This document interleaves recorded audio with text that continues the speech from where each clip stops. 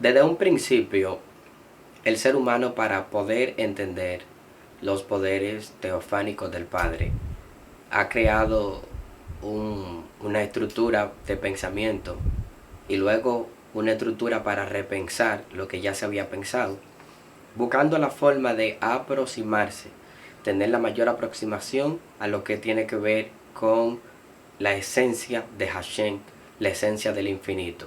Pero tras de tantos intentos que el ser humano a nivel evolutivo, a nivel cronológico hablando, ha intentado, ¿verdad?, conseguirlo, y ser intentos fallidos porque no lo han conseguido, le han cambiado de nombre, le ponen diferentes tipos de acrónimos.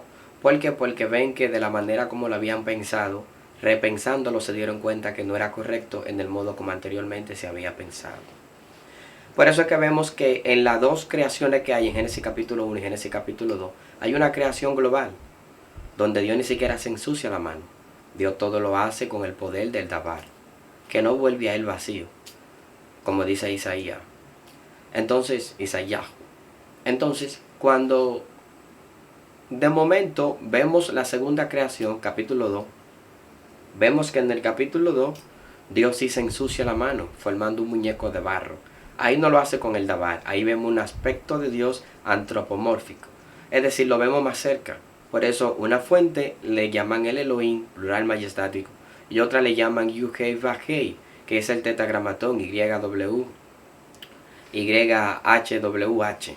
Entonces, que es Yahvé o Jehová, Jacob, como usted quiera decirle, pero la fuente yavista aparece en el capítulo 2 como un Dios antropomórfico. Por eso que Dios se le revela a Abraham y le dice a Abraham, le dice así como bueno, se le revela así porque Abraham había guardado todas las leyes, todos los preceptos, según Génesis 26.5 o 25.6, había guardado toda la Torah, los preceptos. Sin embargo, se le revela como el todopoderoso de la montaña, y menciona esa teofanía, esa aparición, esa manifestación, se la menciona a Moisés tiempo después. Y Dios le dice a Moisés, le dice, así como me le revelé a Abraham, me le revelé como el Shaddai, el todopoderoso de la montaña, a ti te me revelo con este nombre me llamarán por los siglos de los siglos, este será mi nombre, con este nombre han de llamarme. Pero a Abraham se le había revelado de otra faceta. Por eso que vemos a nivel diacrónico, nosotros vemos a nivel evolutivo, vemos cómo se ha llamado a Dios de una manera, después de otra y de otra y de otra, y nadie da con el blanco. ¿Por qué? Porque Dios no puede ser estudiado. Dios es tan real, que una de las cosas que nos habla a nosotros, de su realidad y su realismo existencial supremo, es que nosotros nunca hemos podido alcanzarle. Por más que intentemos, por más que leamos registros, nunca le alcanzaremos. ¿Por qué? Porque su pensamiento, como le dijo a Eliyahu, como le dijo a Isaías, le dijo, su pensamiento son más altos, le dice, su pensamiento son más altos que los nuestros y su camino más alto que nuestro camino. Y aunque eso tiene otro matiz, interpretándolo en su contexto, vamos a llevarlo a nivel teológicamente. Entonces los pensamientos de Dios y sus caminos son más altos que nuestros caminos y que nuestro pensamiento. Sin embargo, nunca podremos describir tal como Él es. Por eso Dios se manifiesta como fuego hoy, después se manifiesta como agua, como hielo. Y uno dice, ¿y cuál de las dos es? ¿O es agua o es hielo? No, Dios es lo que Él quiere hacer. Yo soy el que sé, yo soy el que soy, yo soy el que seré. Es lo que Él quiere hacer. Entonces el ser humano siempre ha intentado comprender a Dios. Y cuando no lo comprende, a veces siente decepción. Entonces, en vez de intentar comprenderlo, y cuando no lo comprendemos sentimos decepción, es mejor no intentarlo y dar gracias por no entenderlo. Porque total, porque lo intentemos o no lo intentemos, como quiera no vamos a descubrir quién Él es, ni nada de Él, a menos que Él intervenga y que Él quiera revelarse. No es del que se apresure, sino de aquel que Dios tenga misericordia. No es del que corra, sino de aquel que Dios tenga misericordia. Ok, varón, pero dice que busquemos a Dios mientras pueda ser hallado. Claro, porque si tú no tienes minutos, tú no puedes hacer llamada. Entonces, en el momento que tienes los minutos, es que tienes que aprovechar y hacer la llamada. Dios está en todos los lugares a la misma vez. El texto lo que te quiere decir, aprovecha el Kedem, aprovecha el portal. Cuando se abra, cuando tú sientas que tenga una chispa, que tenga una brisita, de esos días que te sientes un poquito más conectado, que siente una brisa, que siente como algo, como un aroma divina, aprovéchala para hablarle, aprovechale para buscarle. Por alguna razón es que en los midrash del Evangelio vemos al Espíritu guiando a Jesús al desierto para ser tentado, porque hasta para ayunar, para orar, hay que ser guiado por esa chispa, hay que ser guiado por esa intuición. Dios es real, Dios no está en los registros solamente hay vestigios de Dios. Dios no puede ser registrado en ningún sistema de registro humano. Dios no puede ser estudiado por teología. Dios no puede ser comprendido por la mente humana. No, un ser tan supremo no lo podremos nunca comprender. Sí podemos comprender manifestaciones de Él, pero no a quién decidió manifestarse. Porque así como comprendemos una manifestación de Él, otro día podríamos chocar al ver una manifestación nueva. Porque quien se manifestó no es cómo se manifestó. Él quiso manifestarse así en su voluntad oportuna. Porque Él quiso abrir un cadén y manifestarse así, pero otro día se manifiesta de otra manera. A Elías se le dijo, fuego, terremoto. No, ahí no es, muchachito, ahí no es. ¿Por qué? Porque Dios se manifiesta como Él quiere. Entonces, porque a veces intentemos conocer o ver algo de Dios y no lo logremos, no podemos decepcionarnos al punto de perder la fe. No importa cuántas veces lo hayas intentado, trata de hacerlo esta vez, no para comprender, sino para dar gracias. Y sobre todo, la mejor oración, hágase tu voluntad en la tierra, así como ya se hizo en los cielos. Hágase conmigo como tú quieras, hágase conmigo como tú desees, hágase conmigo como tú lo hayas propuesto, hágase conmigo tu voluntad. Entonces, no sé qué situación estás pasando, hoy vengo un poquito evangelístico, no sé qué dimensión, no sé cómo te encuentras, no sé cuál es tu proceso, no sé si el pez te tragó, no sé si ibas de camino a Nínive y te desviaste para Tarsis por una mala decisión, por un impulso que tomaste, por algo que te sacó de comunión, no lo sé. Pero si aún respira dentro del pez, es una señal de que no mueres. Es una señal de que su propósito te mantiene con vida. Aunque hayas tomado una mala decisión, Dios todavía sigue ahí, porque por alguna razón respiras dentro de ese pez. Entonces, si aún respira dentro del pez, eso quiere decir que hay oportunidades para cumplir con el propósito que Dios había determinado para ti. A veces tomamos malas decisiones, pero Dios es tan leal por encima de nuestras infidelidades que a veces las malas decisiones que tomamos no irrumpen su plan. A Moisés se le dijo, háblale, y Moisés golpeó. Y todavía golpeando, la peña botó agua. A Jonás se le dijo Nínive y cogió para Tarsis. Y todavía yendo para Tarsis le sorprende Dios en la mar con la tormenta y le regala un pez para conservar su vida. Si Dios no le regala ese pez, Jonás guinda los tenis con la zapatilla y las sandalias samurái. Entonces ese pez fue bueno, Dios se lo preparó para conservarle. Hay que entrar en un poquito de midrash aquí, y es que los 3 días que dura Jonás, si leemos Jonás capítulo 2 verso 2, si mal no recuerdo, él dice que desde el seno del Seol él clamó. La pregunta es, ¿estás en el seno del Seol? ¿O estás en la ballena? ¿O estás en el pez? Cualquier pez que fuese. Entonces, ¿dónde te encuentras, Jonás, por fin? Eso es un midrash. Lo que la Biblia está diciendo, ese pez te lo preparó Dios para conservarlo. El número 3 es simbólico, porque el 3 representa el que atraviesa la muerte y sale vivo. Al tercer día resucitó Yeshua. Al tercer día Dios levanta a Israel. Eso lo profetizó Oseas, el primero en decirlo. De ahí partió todo el mundo con el tercer día. ¿Por qué? Porque el tercer día es muy simbólico. Representa atravesar la muerte y salir vivo. El 3 comparte raíz. El 3 en la gematría hebrea es Gimel y comparte raíz con Gamal, que es camello. Y el camello es el animal que atraviesa el desierto y sale con vida porque no muere.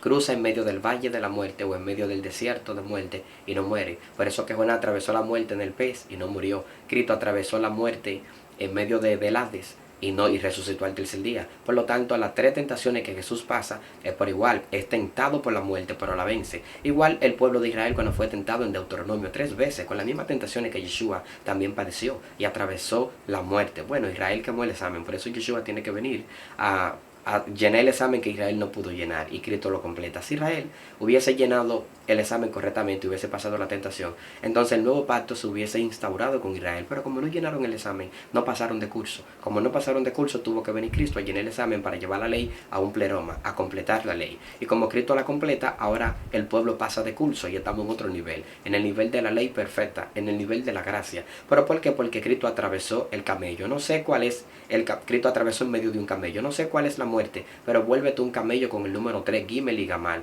y atraviesa todo el proceso, demostrando de que tu fe no va a caer. No importa, sé que estamos en unos tiempos difíciles, hay mucha confusión en los aires, hay mucho abatecimiento. Los otros días meditaba en esto.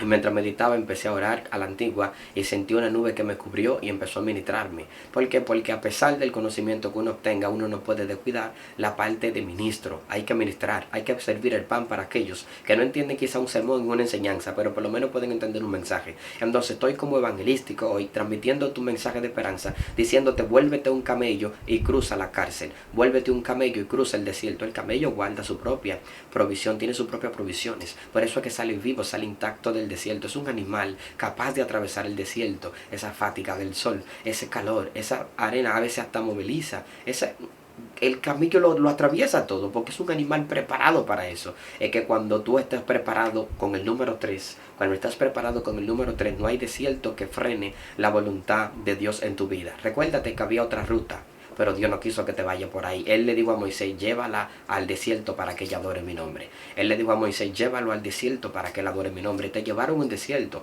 Dios no es homicida. Dios no te va a llevar a un desierto donde tú vayas a perder la vida. Porque Dios sabe incluso los resultados después del desierto. Si Él te lleva sabiendo que vas a morir, entonces estamos diciendo que Dios es homicida. No, Dios no le da carga a nadie que no pueda llevar. Si Dios te lleva al desierto es porque Dios sabe que puedes salir con vida. Si Dios te lleva al desierto es porque Dios sabe que tú puedes. Dios no te va a poner a levantar 15 libras cuando tu fuerza nada más dan para 10. Si Dios te pone un proceso, una prueba y un desierto de 15, 20 libras porque tú tienes la suficiente fuerza para levantar ese peso, tú puedes. Por eso es que hay carga de otros que incluso Dios te la da a ti y te preguntas, ¿por qué tengo que cabalgar la carga de otros? Es porque Dios te puso a ti para cargar la tuya y para cargar la de otros. Hay personas que están dentro de una casa, dentro de una familia, dentro de una iglesia, que tienen que echarse a responsabilidad suya problemas que son de otros. No porque los otros no tengan algo que hacer en Dios. Lo que pasa es que hay ruas superiores, hay nerves con Neshama en otro volumen elevado. Sí, por esa razón es que de alguna manera a Daniel se le dice que tiene un espíritu superior.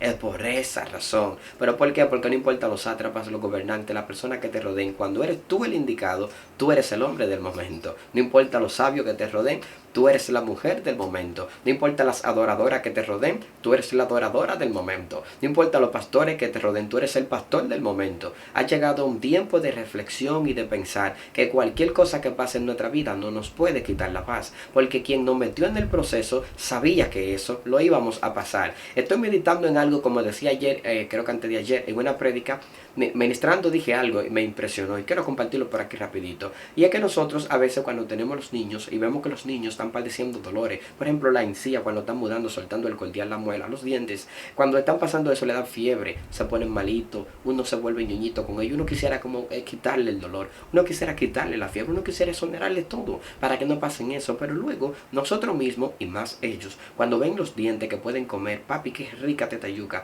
papi qué rico está esto, que pueden maticar, ellos agradecen el proceso doloroso porque le trajo los dientes. A veces no es el proceso, sino los dientes que van a salir detrás del proceso. Porque esta leve tribulación momentánea produce en nosotros un cada vez más excelente y eterno peso de gloria. No mirando nosotros las cosas que se ven, sino las que no se ven, porque las cosas que se ven son temporales, pero las que no se ven son eternas. Por eso es puesto los ojos en Jesús, el autor y consumador de la fe, la cual con el gozo puesto delante de él sufrió los dolores. Si Jesús no pone el gozo primero, no sufre los dolores. Por eso tuvo que poner el gozo primero. Por alguna razón, cuando no tenía el gozo, que estaba en tristeza, dijo Elí, quita de mí este cáliz, pásalo de mí. ¿Pero por qué? Porque estaba amarga la copa. Ese líquido que estaba en esa copa estaba amargo. Dijo, pásalo.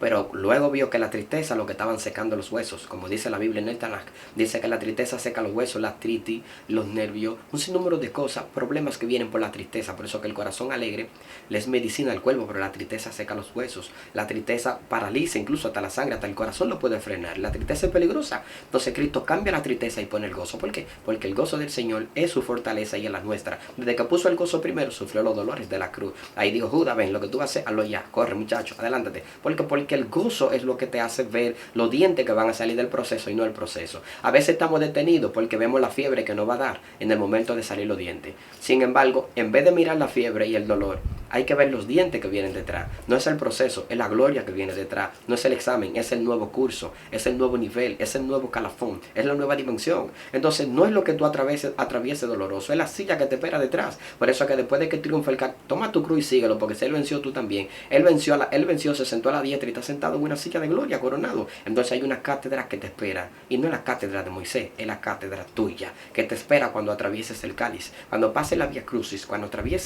pase la cruz. Al tercer día nos vemos, al tercer día hablaremos. Así que no importa lo que esté pasando, recuerda que Dios es real en medio de todas las cosas. Lo que tú no entiendas ahora, déjalo para mañana, que quizá mañana tú lo entiendas y dé gracias por lo que no entendiste hoy, llorando. Entonces no es que no llore, porque incluso hasta los que tienen el lagrimal van a recibir consolación, pero no todo el tiempo hay que estar llorando. Todo tiene su tiempo de llorar, tiempo de reír, pero es mejor reír siempre que llorar mucho, porque mientras uno mantiene, y no tanto el reír, sino el gozo, porque a veces hay gente que ríen pero no tienen gozo, pero si uno pudiera combinar la risa con el gozo y hacer un complemento, mejor todavía. Estad siempre gozoso, dice la Escritura. Una de las cosas que nos fortalece es el gozo, y uno de los frutos del Espíritu también es el gozo. Y por si acaso, David, de alguna manera u otra, entendió que la salvación estaba relacionada con el gozo, porque dijo, vuélveme el gozo de tu salvación. Dios es real, aunque no lo sientas, aunque no lo veas, aunque no lo encuentres en un registro.